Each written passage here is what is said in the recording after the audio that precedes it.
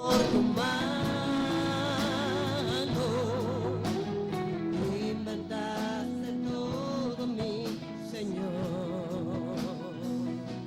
Sobre todo reino y nación y maravillas que el mundo conoció. Sobre toda riqueza y esplendor, nada se compara a ti, mi Dios. En la cruz moriste por amor, no bastó dolor y humillación. Como flor que alguien pisoteó, quedaste tú, y fue por mí. Oh, en la cruz moriste por amor, no bastó dolor y humillación. Como flor que alguien pisoteó, quedaste tú, y fue por mí,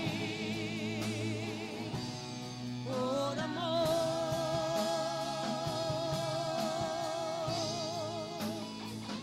quedaste tú, y fue por mí, por amor.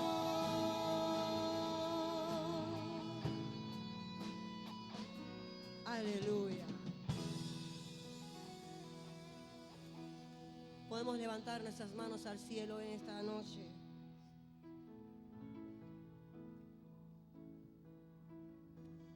¿Puede usted cantar conmigo? Nada es difícil para Dios, todo es posible al que cree. Hoy las montañas por la fe se moverán por su poder.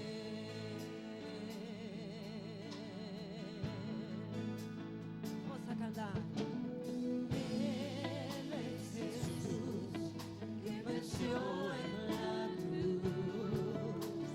Fue quien cargó, quien llevó nuestro dolor. Jesús resucitó y por su sangre, sus heridas nos sanó. Nada es difícil para Dios, todo es posible al que cree. Por las montañas, por la fe, se moverá por su poder. Vamos a cantar esta canción nuevamente. Pero cuando usted la esté cantando, usted va a recordar sus problemas, sus enfermedades. Y vamos a tratar de entender que Dios está con nosotros. Amén. Que en medio de toda enfermedad, en medio de todo problema, Dios está con nosotros. Amén. Él es Jesús que venció en la cruz. Fue quien cargó, quien llevó nuestro dolor. Jesús resucitó y por su sangre, sus heridas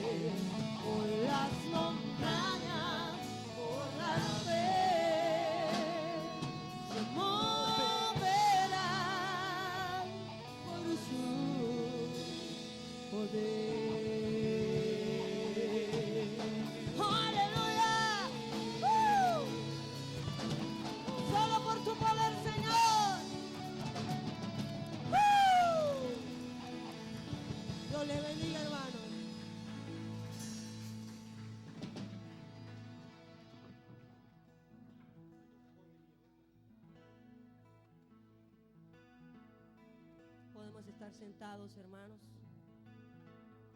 Vamos a seguir cantando de la grandeza del Señor.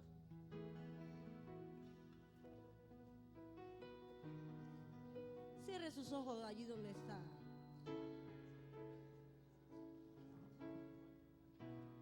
Cierre sus ojos. Tome la mano del que tiene usted a su lado. Y vamos a glorificar a nuestro Dios.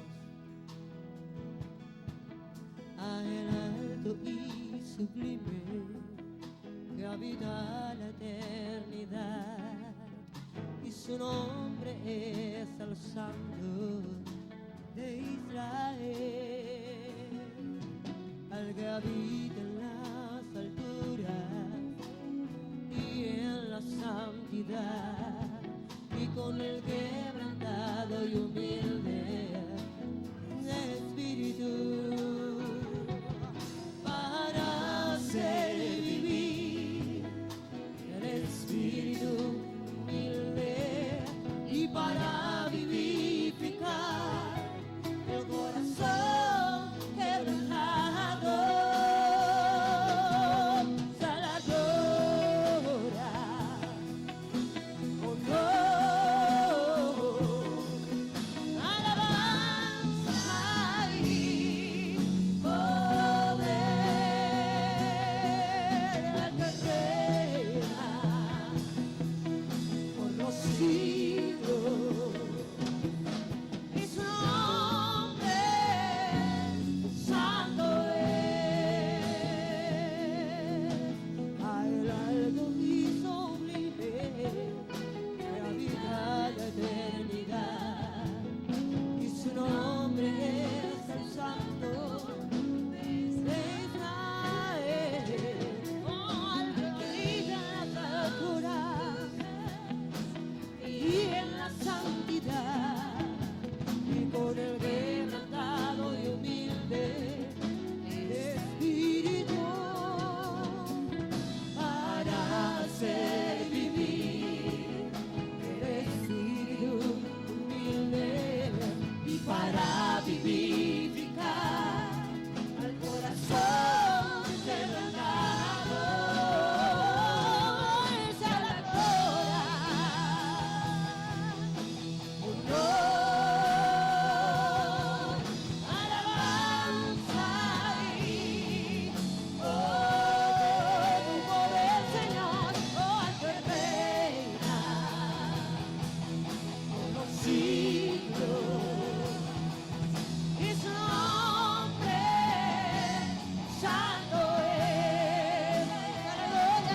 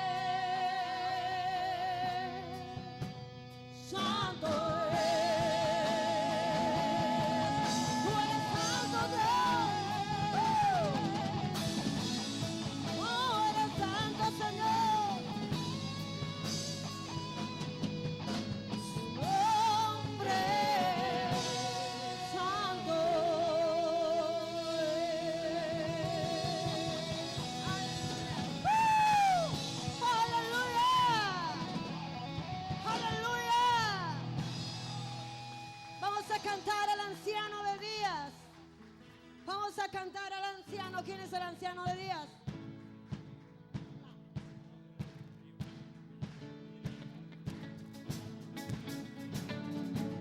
¡Oh, aleluya! Vamos a aplaudir sobre nuestras cabezas. Sobre nuestras cabezas, hermano. Y cantamos. Gloria y honra, poder y alabanza sean al anciano de días.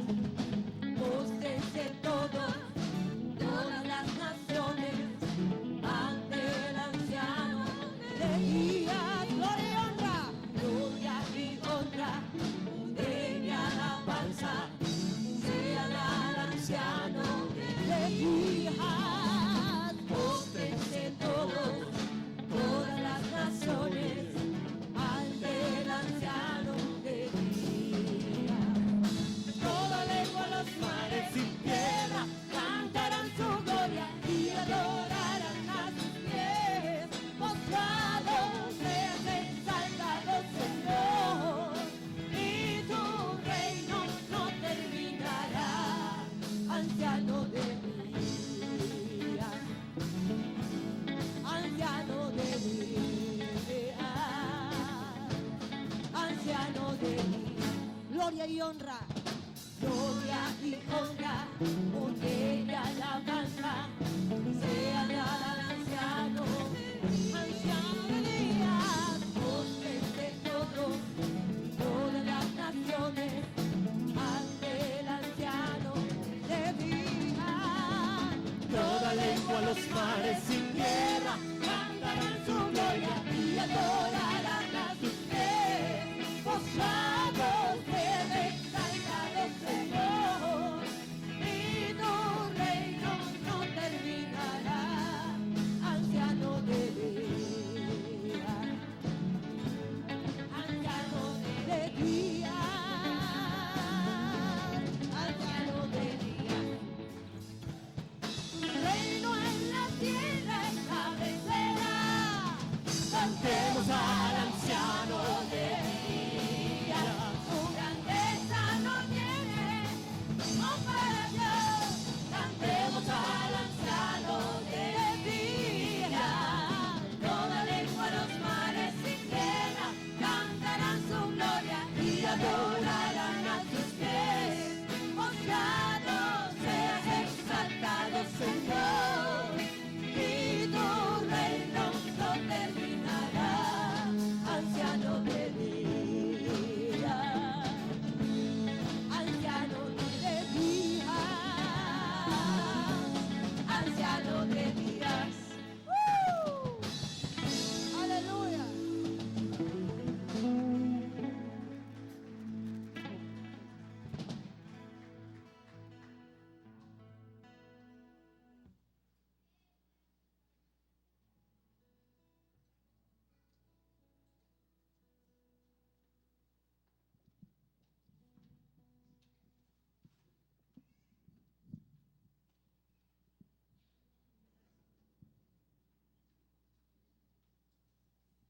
Buenas noches para todos. ¿Será que se pueden acercar un poquito más para que den un poquito de calor y de ánimo? ¿Me den? Están muy atrás.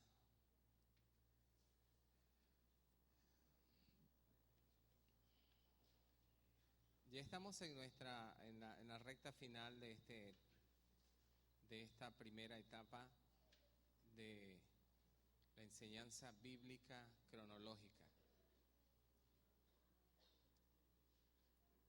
Y es cuando no debemos perder de vista lo que desde el principio se ha querido compartir.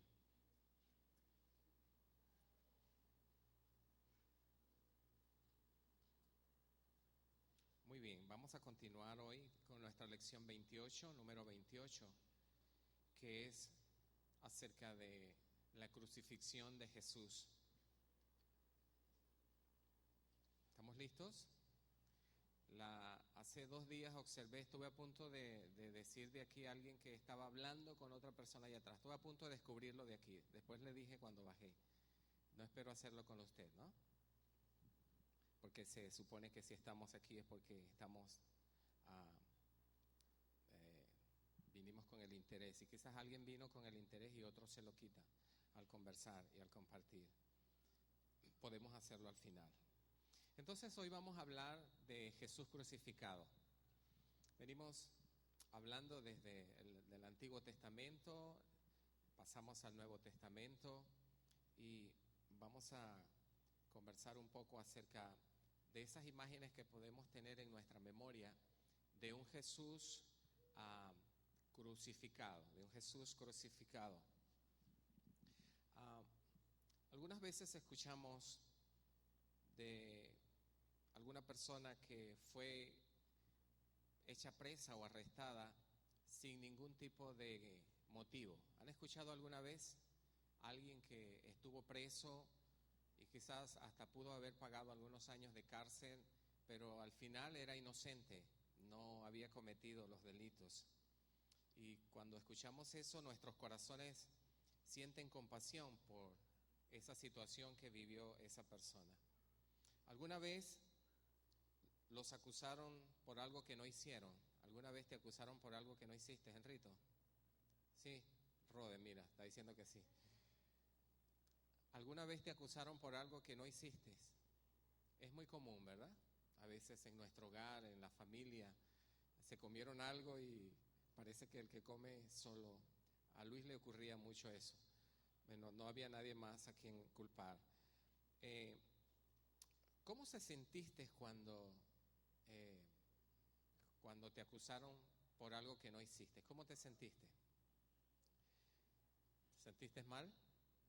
¿Sentiste incómodo, impotente, no poder defenderte? Todo apuntaba hacia ti, pero no había forma de quitarte de encima los ojos de tus padres, ni del profesor, ni del amigo, etcétera. Nos sentimos quizás mal al ser acusados sin haber hecho nosotros nada. Vamos a cambiar de posición. ¿Alguna vez culpaste a otra persona por algo que esa persona no hizo? ¿Alguna vez culpaste a alguien por hacer algo que tú sabías que esa persona no había hecho? ¿Alguna vez alguien recibió el castigo que tú merecías recibir porque eras tú el que habías cometido el problema, el que habías cometido la falta, y castigaron a esa otra persona por ti? ¿Alguna vez ocurrió? ¿Te ocurrió? Vamos a pensar en esta noche en el relato del arresto de Jesús. Cuando Jesús fue puesto preso, fue llevado imposibilitado de su libertad. Para ello vamos a leer entonces allí en Marcos capítulo 14, versos 32 al 36. San Marcos capítulo 14, 32 a 36. Dice el pasaje: vinieron pues a un lugar que se llamaba Getsemaní, y dijo a sus discípulos: sentaos aquí entre tanto que yo oro. Y tomó consigo a Pedro, a Jacobo y a Juan, y comenzó a entristecerse y a angustiarse, y les dijo: mi alma está muy triste hasta la muerte, quedaos aquí y velad. Yéndose un poco adelante, se postró en tierra y oró que si fuese posible pasase de él aquella hora, y decía: Abba, Padre, todas las cosas son posibles para ti, aparta de mí esta copa, mas no lo que yo quiero, sino lo que tú. Allí vemos una ilustración de Jesús orando allí en Getsemaní, en ese jardín, en ese hermoso lugar que inspiraba la tranquilidad, quizás en medio de el canto de las aves, la brisa fresca, el batir de los árboles, las palmeras que quizás había en ese lugar. Se podía orar, y era el lugar acostumbrado para Jesús para ir y estar a solas con el Padre.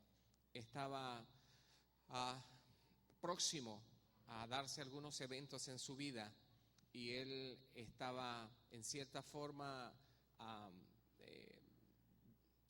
sintiendo ya sobre sus hombros todo lo que le venía. Aunque Jesús era Dios, recordemos que él también era hombre. Jesús tenía dos naturalezas, naturaleza humana y naturaleza divina.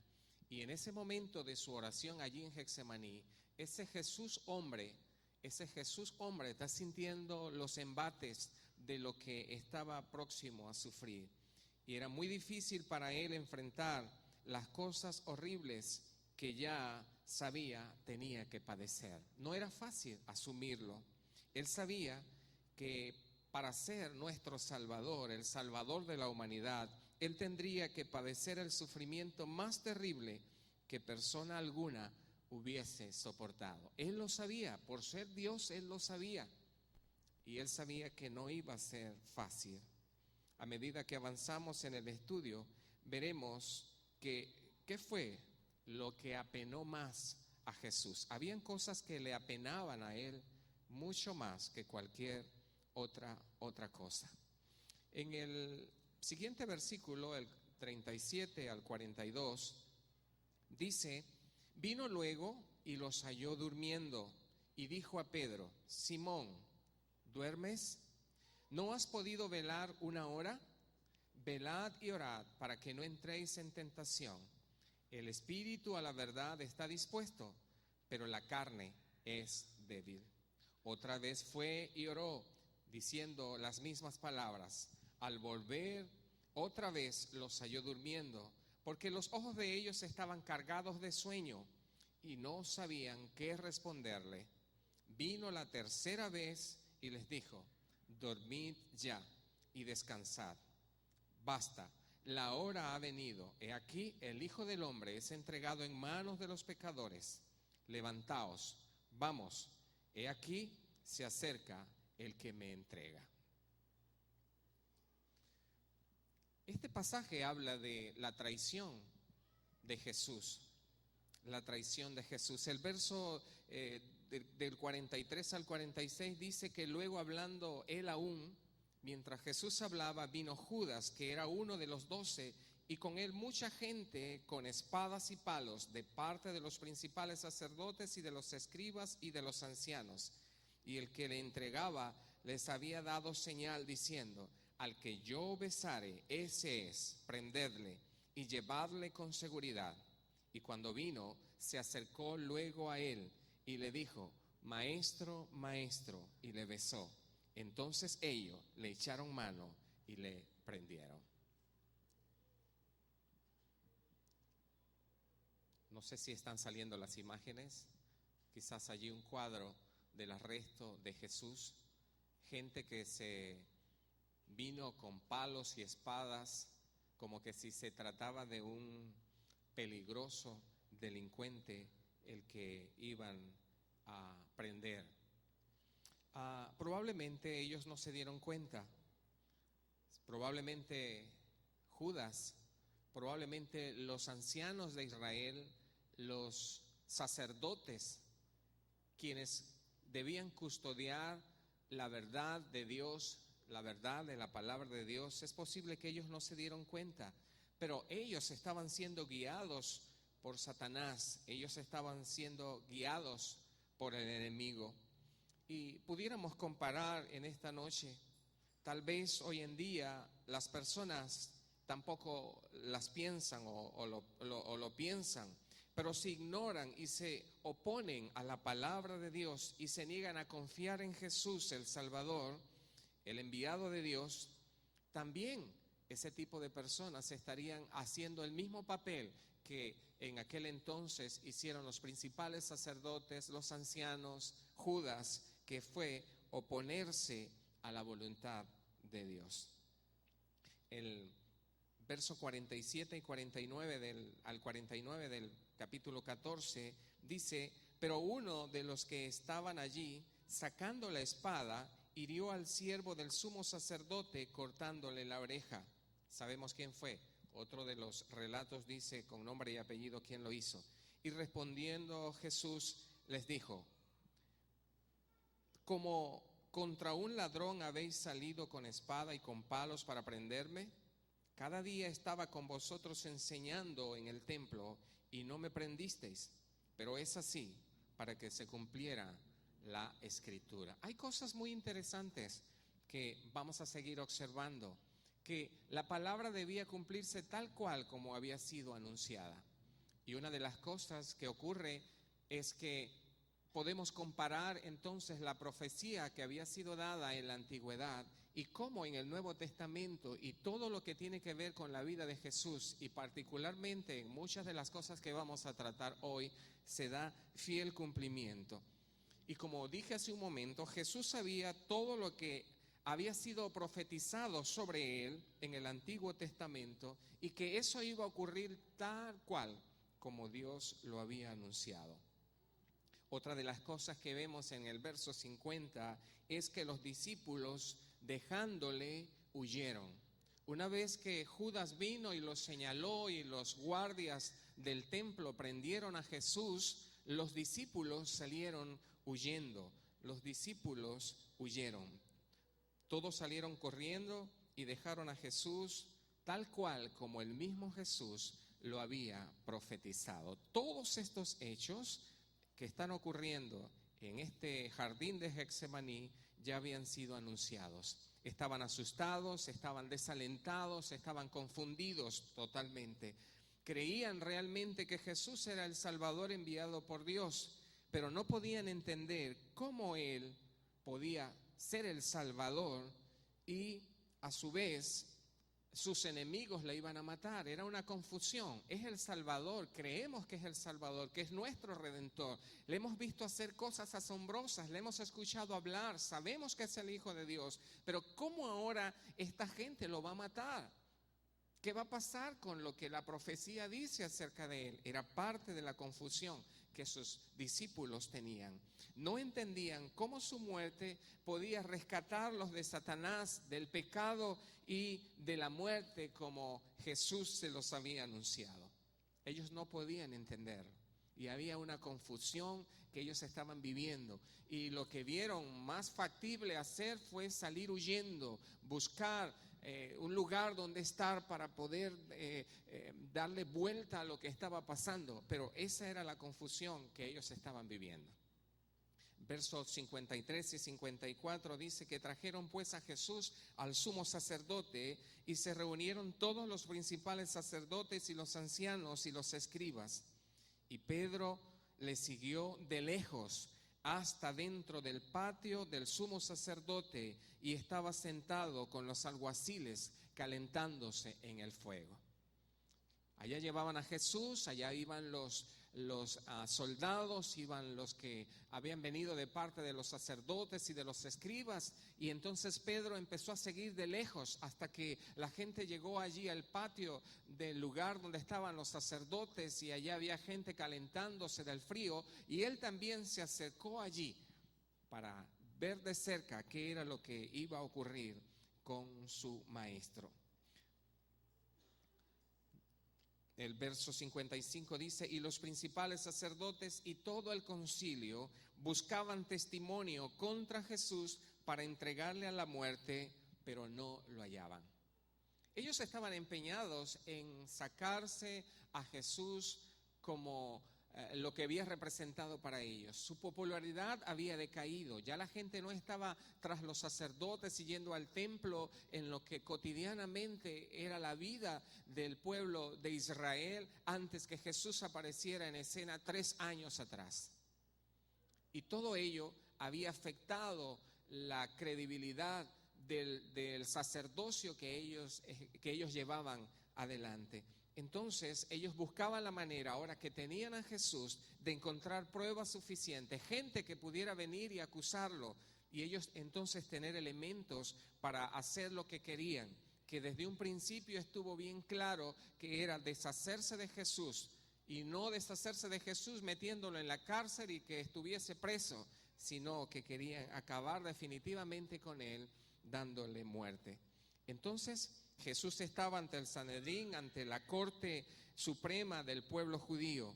Jesús no había hecho nada para estar allí. Él no había hecho nada absolutamente que hiciera que él tuviese que estar en el banquillo de los acusados ante este consejo supremo del pueblo judío. Por lo tanto, no podían encontrar ninguna razón legal para condenarlo. No había nada legal que ellos pudieran esgrimir contra Jesús para condenarle legalmente. No tenían razón, no tenían motivos tampoco para odiar a Jesús, a no ser por el hecho de que amaban sus caminos pecaminosos y no querían obedecer las palabras de Dios que Jesús les había traído y que cotidianamente Jesús les estaba diciendo.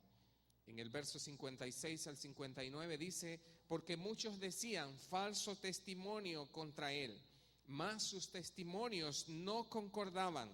Entonces levantándose unos dijeron falso testimonio contra él diciendo: nosotros le hemos oído decir, yo derribaré este templo hecho de manos y en 3 días edificaré otro hecho sin mano. Pero ni aún así concordaban en el testimonio. Empezaron a buscar gente que pudiese hablar mal de Jesús, de tal manera que tuviesen elementos en la mano probatorios para acusarle. Los profetas de Dios habían dicho que testigos falsos dirían mentiras sobre el libertador. Y Jesús estaba claro que lo que estaba ocurriendo no era nada de cosas al azar, sino que efectivamente todo lo que la Escritura decía se iba a cumplir. Y cuando usted escudriña allí en el Salmo 27:12, exactamente aparece lo que está ocurriendo en este momento en la vida de Jesús. Salmo 27 dice: no me entregues a la voluntad de mis enemigos, porque se han levantado contra mí testigos falsos y los que respiran crueldad. Ya había sido anunciado. Por eso, como les explicaba hace un momento, Jesús en Getsemaní está viendo la película adelantada de todo lo que viene sobre su vida, todo lo que se agolpa, los acontecimientos que están uno detrás de otro allí esperando y aguardando para caer sobre su vida. Por eso la lucha que él tiene allí en Getsemaní. Entonces, si podemos hacer un cuadro mental, podemos ver por un lado la profecía que había sido dada, donde se iban a levantar falsos testimonios en un tiempo futuro contra el Salvador o el Libertador del pueblo de Israel. Y entonces aquí la escena que se está viviendo en Marcos capítulo 14 es exactamente lo que ya había sido anunciado por el salmista en el Salmo 27. Dios, en este caso muy particular, había hecho escribir al mismo rey David en profecía unos 1000 años antes que ocurriera. Ya David lo había profetizado en uno de sus salmos. Ahora, cuando Jesús estaba delante del Sanedrín, se cumplirían exactamente esas palabras anunciadas por el rey David. En el verso 60 y 62 del capítulo 14, dice: entonces el sumo sacerdote, levantándose en medio, preguntó a Jesús diciendo: ¿no respondes nada? ¿Qué testifican estos contra ti? Mas él callaba y nada respondía. El sumo sacerdote le volvió a preguntar y le dijo: ¿eres tú el Cristo, el Hijo del bendito? Y Jesús le dijo: yo soy. Y veréis al Hijo del Hombre sentado a la diestra del poder de Dios y viniendo en las nubes del cielo.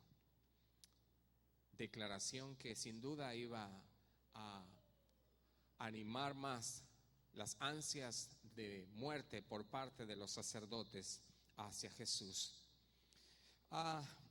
Cuando decían mentira de él, de Jesús, Jesús estaba, ¿cómo estaba él? Él estaba tranquilo. Jesús no respondía. Él estaba escuchando todo lo que, la confabulación que había en contra suya, pero ante esas falsas acusaciones, Jesús callaba. Ahora, ¿por qué callaba Jesús? Jesús callaba porque él confiaba en Dios. Él confiaba en su Padre y él sabía que su Padre iba a cumplir al pie de la letra el plan que ya previamente tenía acerca de él.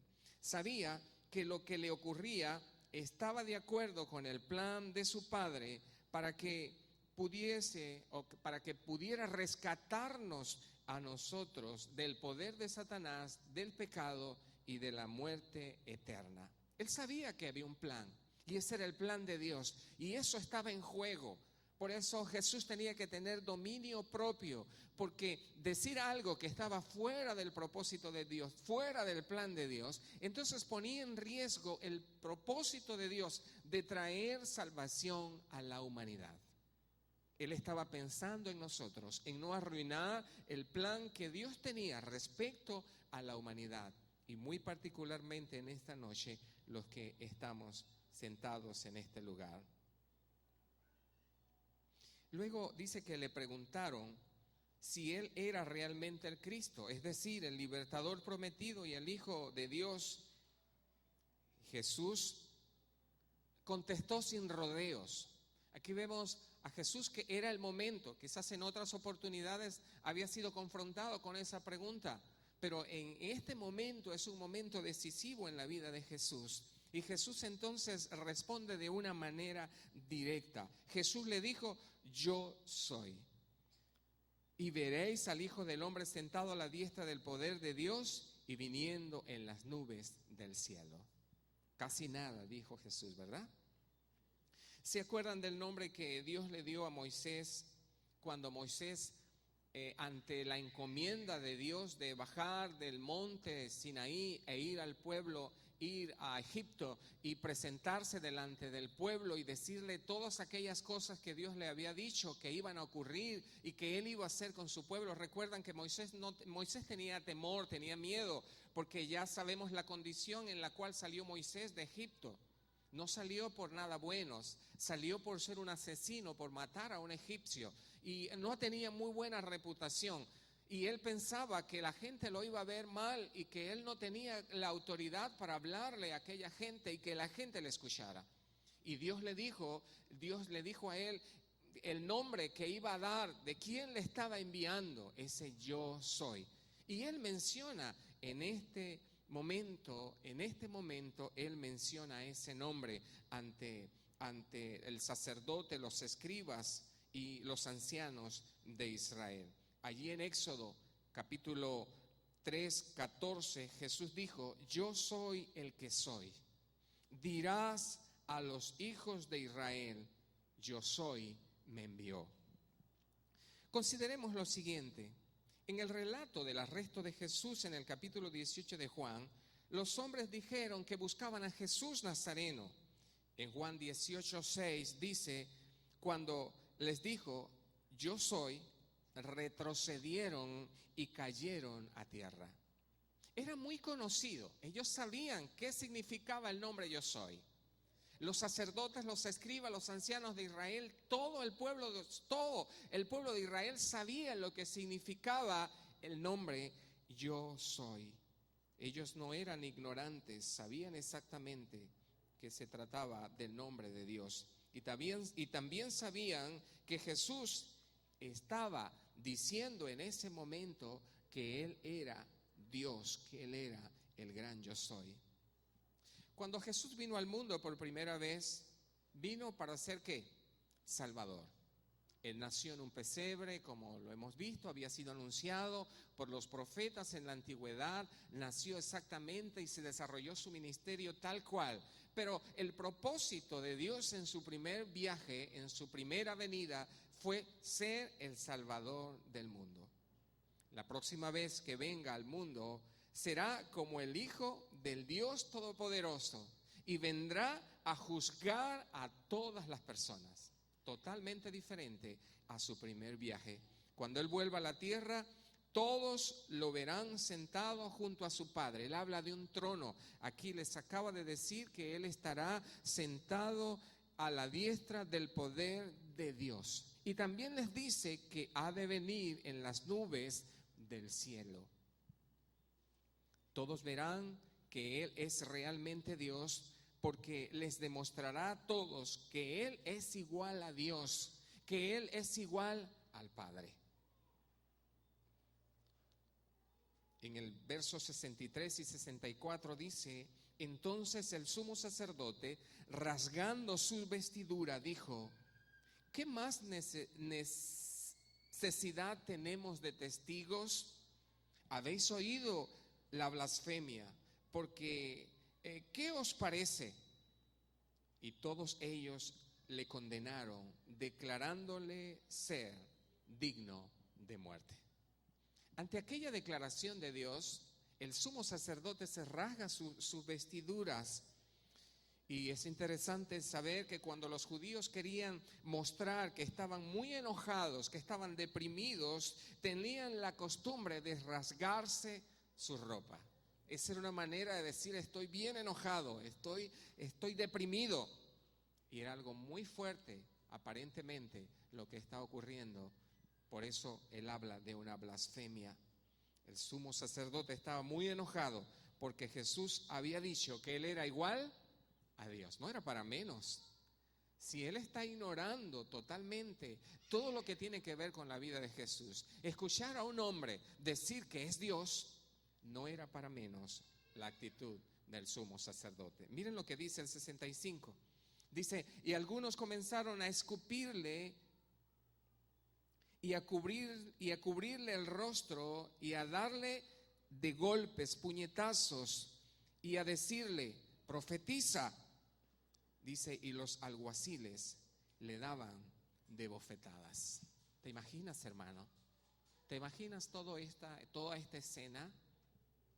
Y Jesús permaneciendo firme, Jesús teniendo en su mente y en su corazón las imágenes de cada uno de nosotros y de aquellos que han de creer en Jesús por la palabra que nosotros vamos a llevar o debemos sentirnos comprometidos de hacer. No fue cualquier cosa. A veces nos las tomamos de una manera muy fácil, muy libertina, muy tranquila, muy light. Pero la cosa fue fuerte. Esto que está viviendo Jesús fue algo muy fuerte, lo que relata Marcos que acabo de leer. Esto es exactamente lo que los profetas de Dios habían dicho que ocurriría a el Salvador. Mire lo que dice Isaías 56.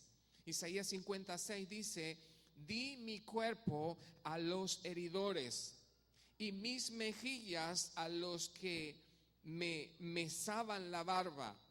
No escondí mi rostro de injurias y de esputos. ¿Sabe lo que es esputo? Es salivazo, es eso. Lo que acabo de mencionar que dijo Marcos, ya había sido anunciado. Jesús estaba advertido. Jesús sabía ya que esto iba a ocurrir. Por eso, ¿qué hace Jesús? Jesús calla. La palabra debía cumplirse tal cual, la profecía debía cumplirse tal cual como había sido dada. Y si volvemos a ese cuadro mental que tenemos allí, donde acabo de mencionar una primera profecía, una segunda profecía, es el hecho de que lo que dice Isaías 56, por un lado vemos que Él entregó su cuerpo a los heridores, que Él sus mejillas a los que lo mesaban, y no escondió su rostro de injurias y de esputos. Allí tenemos esto de un lado y por otro lado vemos cómo se cumplió exactamente mencionado por Lucas. Isaías escribió casi 600 años de que Jesús padeciera. Así como el rey David había escrito aproximadamente 1000 años antes que se cumpliera, el profeta Isaías había escrito 600 años antes que esta escena se estuviese dando. Y Jesús padeció, aquí vemos a un Jesús parado firme, padeciendo voluntariamente, tal como había sido profetizado. En el capítulo 15 de Marcos, dice que muy de mañana, habiendo tenido consejo los principales sacerdotes de los ancianos con los escribas y todo el concilio, llevaron a Jesús atado y lo entregaron a Pilato. Son los acontecimientos que vienen sucediendo uno detrás de otro. Los romanos eran los que gobernaban al pueblo de Israel y en ningún momento, siendo ellos la autoridad, ellos iban a permitir que los judíos mataran a Jesús sin tener el permiso de ellos, porque era como que si se estuviese violentando la autoridad. Y no puede ser que siendo ellos los que habían dominado a los judíos, iban a dejar que esto ocurriera así por así. Por eso las autoridades eclesiásticas del pueblo judío llevan a Jesús ante la autoridad principal. César, el emperador romano, había designado a Poncio Pilato como el gobernador de Samaria y de Judea, y era la persona que le correspondía recibir el caso y analizar el caso de Jesús. Entonces los líderes judíos llevaron a Jesús ante Pilato con la esperanza de que sobre la base de los cargos falsos que se habían preparado y gestado con antelación, fuera suficiente para que Pilato terminara condenando a Jesús y declarando que Jesús era digno de muerte. Todo estaba previamente ya cuadrado y analizado. Marcos 15:2 dice, Pilato le preguntó, en este caso a Jesús, ¿eres tú el rey de los judíos? Respondiendo, él le dijo, tú lo dices, tú lo dices. Jesús era descendiente del rey David. Esto es muy interesante y debería haber sido rey de los judíos, ¿sabía? El hecho de él ser descendiente de un rey, fácilmente Jesús, en esa línea de descendiente, Jesús podía fácilmente llegar a ser rey de los judíos. No estaba diciendo nada del otro mundo, Pilato no le estaba preguntando nada. Y por eso Jesús le dice, tú lo dices, porque efectivamente pudo haber llegado a ser así. El 3:5 dice, y los principales sacerdotes le acusaron mucho. Otra vez le preguntó Pilato diciendo, ¿nada respondes? Mira de cuántas cosas te acusan. Mas Jesús ni aún con eso respondió, de modo que Pilato se maravillaba. ¿Cómo es posible? Este lo están acusando y este no dice nada para defenderse. No hace nada, sencillamente está callado. Pero eso, en vez de, quizás en otros casos, como en el caso del sumo sacerdote que se rasgó las vestiduras, la actitud de Jesús, la actitud de Pilato, un impío, fue maravillarse, fue admirar la valentía y el arrojo de Jesús de permanecer inmutable ante todas las acusaciones que estaba recibiendo en ese momento. El profeta Isaías había dicho que el Salvador se quedaría en silencio cuando lo acusaran falsamente. Todo lo que Dios dice, siempre lo hace, siempre lo cumple. Isaías 53:7 dice, angustiado él y afligido, no abrió su boca. Como cordero fue llevado al matadero y como oveja delante de sus trasquiladores, enmudeció, no abrió su boca. Jesús permaneció fiel, fiel, fiel. Y es admirable, realmente admirable, ver que todas esas cosas ya habían sido anunciadas proféticamente y que solo ahora estamos viendo con detalle que Jesús permaneció firme y fiel también a todo lo que se había dicho de él. Entonces, volvemos a ese cuadro mental. Por un lado, la profecía de Isaías 53:7, donde Jesús se enmudece, no abre su boca, como cordero fue llevado al matadero. Y por otro lado, Jesús ante Pilato, ante los acusadores, sus propios líderes religiosos, y Jesús callando, enmudeciendo ante todas las sarta de acusaciones que hacían contra él. Muy bien, el 15 al 11, capítulo 15 de Marcos, del 6 al 11, dice, ahora bien, en el día de las fiestas les soltaba un preso, cualquiera que pidiesen, y había uno que se llamaba Barrabás, preso con sus compañeros de motín que habían cometido homicidios en una revuelta, y viniendo la multitud comenzó a pedir que hiciesen como siempre les había hecho. Y Pilato les respondió diciendo, ¿queréis que os suelte al rey de los judíos? Porque conocía que por envidia le habían entregado a los principales sacerdotes. Mas los principales sacerdotes incitaron a la multitud para que se le soltase más bien a Barrabás. ¿Se imaginan? ¿Estaba claro o no estaba claro Pilato de cuál era la jugada que los líderes del pueblo de Israel tenían contra Jesús? ¿Estaba claro o no estaba claro? Se podía palpar realmente, había un ensañamiento, había un deseo muy vivo en los líderes de buscar gente para acusar a Jesús, de preparar todo y de cumplirse lo que ellos tenían en mente. Entonces, en la Pascua era costumbre de este gobernante, de este gobernador, libertar a un prisionero, el que los judíos quisieran que les soltase. Entonces habían dos presos, habían dos presos. Por un lado, un Jesús que no había hecho nada, que lo que ha hecho era ayudar a la gente, sanar a los enfermos, darle de comer a los hambrientos, que era el Salvador que el pueblo de Israel había guardado durante muchísimos años, el prometido desde Génesis 3:15, etcétera, etcétera. Y por el otro lado tenemos un asesino, tenemos una persona con un prontuario bien alto de crímenes y de homicidios y de tantas cosas, y resulta que los líderes de la iglesia escogen que sea Jesús el que muera y que sea Poncio Pilato, un asesino, el que reciba libertad. ¿Qué les parece? ¿Perdón? Barrabás. ¿Quién dije? Bueno, los dos también van presos. Gracias.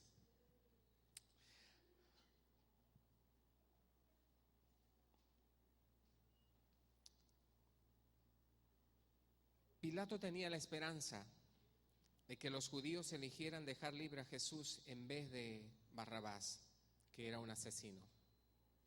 En su justicia de hombre, que no es muy buena, pero aún así Pilato abrigaba esa esperanza de que el liderazgo judío hiciera justicia en ese momento. Los líderes judíos sencillamente quisieron que Jesús debía ser crucificado, y esa fue la decisión que ellos tomaron. Miren, del 12 al 14 dice: respondiendo Pilato, les dijo otra vez: ¿qué pues queréis que haga del que llamáis rey de los judíos? Y ellos volvieron a dar voces: crucificarle. Pilato les decía: pues, ¿qué mal ha hecho? ¿Qué mal ha hecho? Pero ellos gritaban aún más fuerte: crucifícale. Pregúntenme ustedes si había ensañamiento o no había ensañamiento. Los judíos usaban la crucifixión única y exclusivamente para los presos criminales, para los presos de alta peligrosidad. Pero la crucifixión era todavía peor, porque la persona crucificada no moría inmediatamente. Padecía una intensa agonía física durante horas y a veces días antes de morir. Era algo que había sido planificado de una manera tal para aquellas personas criminales de alto calibre, de tal manera de que ellos sufrieran durante días, durante horas y días bajo aquella tortura, y pudieran reflexionar en relación a todo lo que habían hecho durante sus vidas. Una y otra vez las profecías del Antiguo Testamento sobre el libertador se estaban cumpliendo en Jesucristo. A través del profeta Isaías, Dios había dicho que los judíos odiarían al libertador sin ningún tipo de motivo. Dijo que lo rechazarían, y es lo que estamos viendo. Todo lo que Dios dijo por medio de sus profetas sobre el libertador vino a cumplirse a través de todo lo que le ocurrió a Jesús.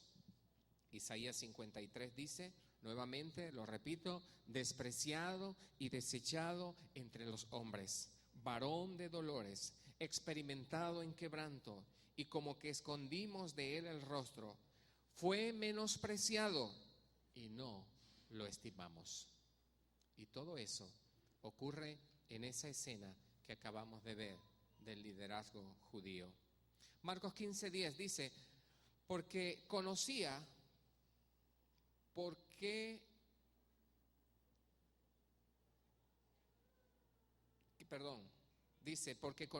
que por envidia le habían entregado los principales sacerdotes. Está mencionando Marcos que fue por envidia que los sacerdotes le entregaron. Entonces, Jesús fue azotado, Jesús fue burlado, vilmente vejado y maltratado. Allí lo vemos. 15:15. Y Pilato, queriendo satisfacer al pueblo, le soltó a Barrabás y entregó a Jesús después de azotarlo para que fuese crucificado.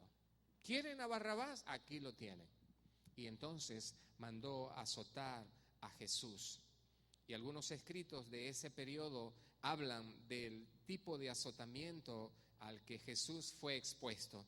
Se dice que el látigo consistía en muchas tiras de cuero, y en las tiras se ataban trozos de metal y de hueso afilado para que cortaran la espalda del prisionero con cada azote. Insisto, todo estaba fríamente calculado. Era una tortura.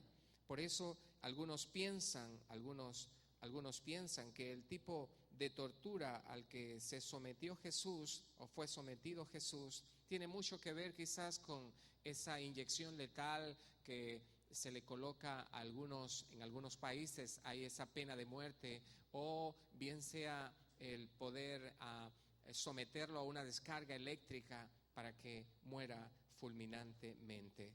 Entonces, la idea era que no escapara, ataban al prisionero por los brazos extendidos, los golpes reiterados del látigo abrían la piel, laceraban la carne, los músculos y los nervios, y a menudo causaban una conmoción, o lo que es lo mismo, una alteración violenta del ánimo de una persona, en este caso, la víctima. Pregunto, ¿todo lo que me ha escuchado en esta noche acerca del sufrimiento de Jesús fue por nada? ¿Fue sencillamente por sufrir, o había un propósito al Dios permitir que su único hijo sufriera todo este escarnio? Se dice que algunos prisioneros morían a causa del azotamiento mismo. No aguardaban llegar a la cruz para ser crucificados y pasar horas y horas y quizás un día, 2 días allí para luego morir. Allí mismo quedaban al momento de ser azotados cruelmente. Marcos 15, 16 a 19 dice que entonces los soldados le llevaron dentro del atrio, esto es el pretorio, y convocaron a toda la compañía y le vistieron de púrpura y poniéndole una corona tejida de espinas, comenzaron luego a saludarle: «Salve, Rey de los judíos», y le golpeaban en la cabeza con una caña y le escupían y puestos de rodillas le hacían reverencia.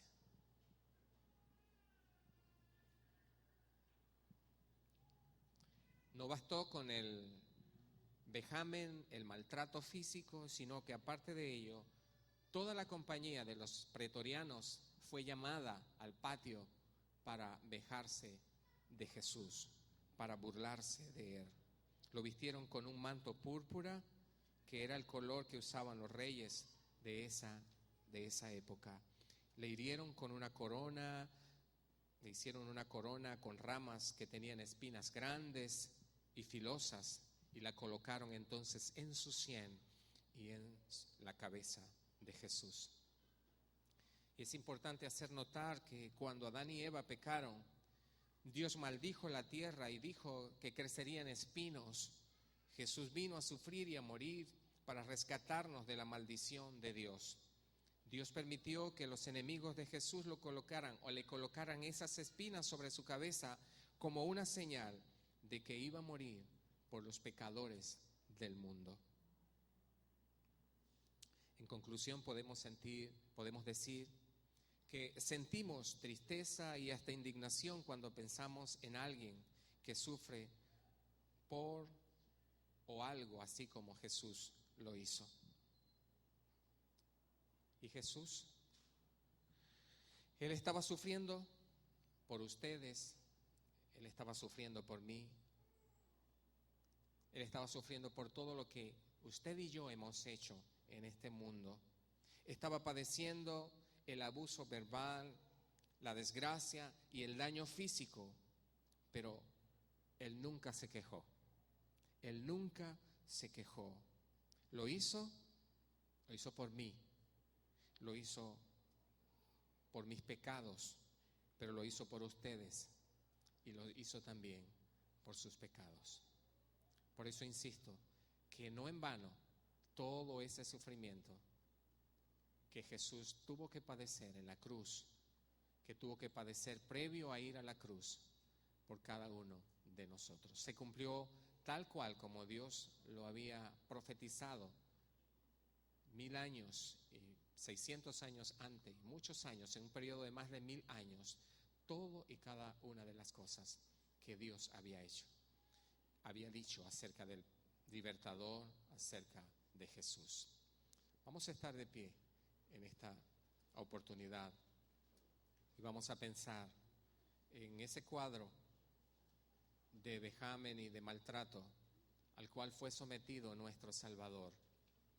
Y repito, cayó, enmudeció, y al hacerlo, al enmudecer y al callar, era porque permanecía en el propósito divino, darnos total y completa libertad del pecado, de la muerte y de Satanás.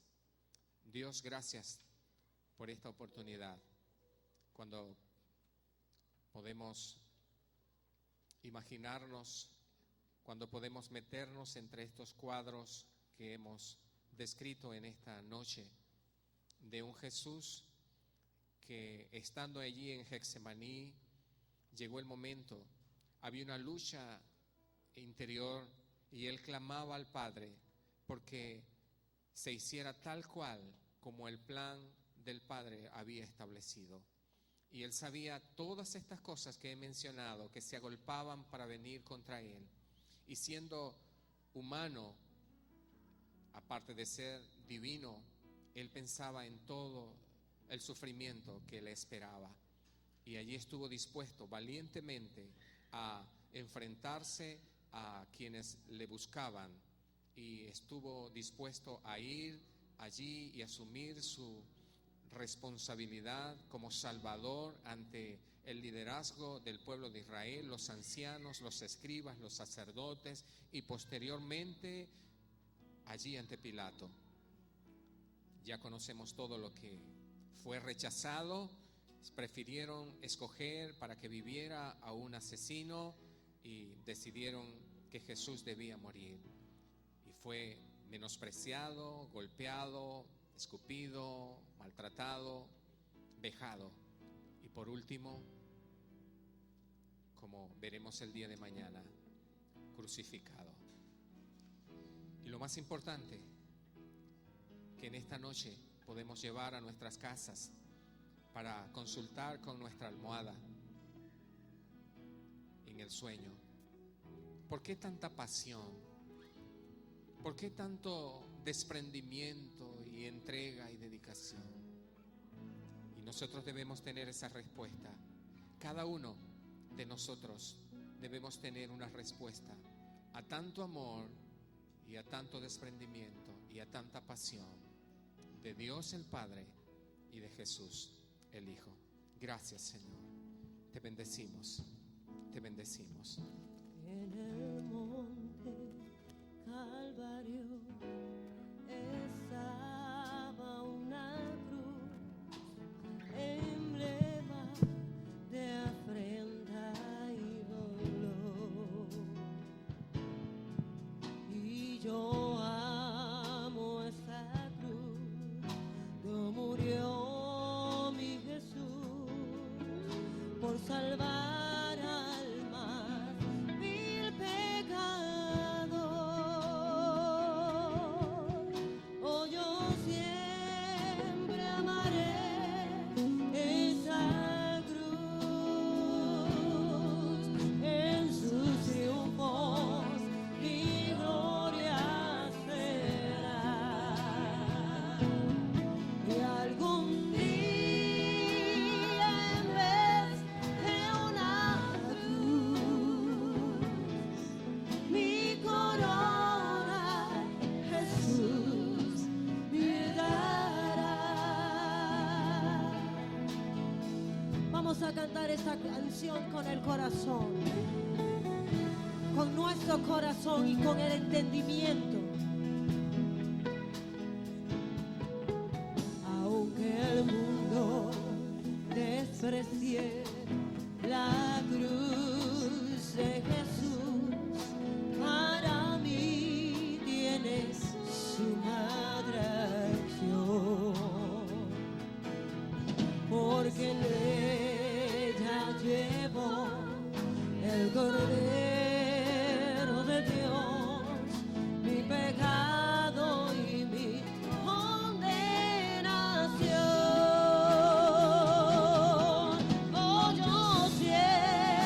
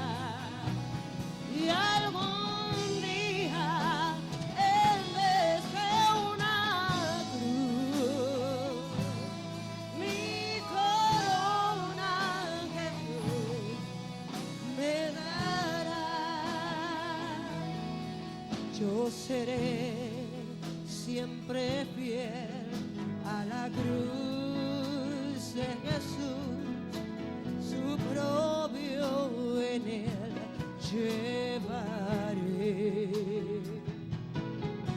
Y algún día feliz con los santos en luz, para siempre su gloria veré. Oh, yo siempre amaré esa cruz y en su triunfo mi gloria será. Y algún día en vez de una cruz, mi corona Jesús me dará. Oh, yo siempre amaré esa cruz y en su triunfo mi gloria será. Y algún día en vez de una cruz, mi corona Jesús me dará. Y algún día en vez de una cruz, mi corona Jesús me dará.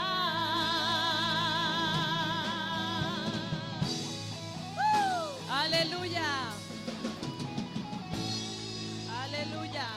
Si ese aplauso es para ese Jesús, vamos a dárselo bien fuerte, bien fuerte. Aleluya. Ok, hermanos, ya para la manera de información, queremos pues recordarle